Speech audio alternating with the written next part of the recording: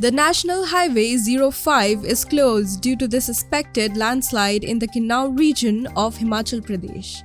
In a video of the occurrence released by the news agency ANI, terrifying footage of enormous boulders tumbling down the slopes can be seen. This one is coming above.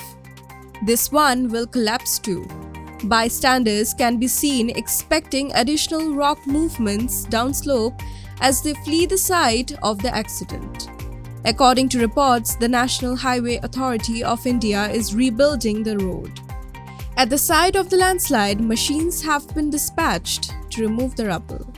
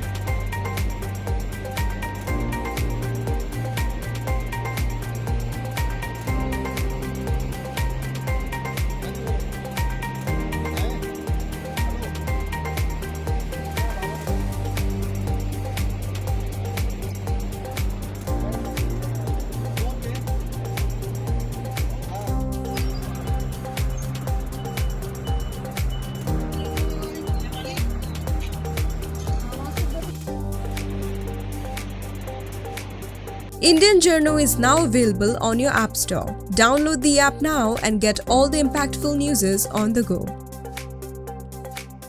Subscribe Indian Journo to stay updated with the latest news.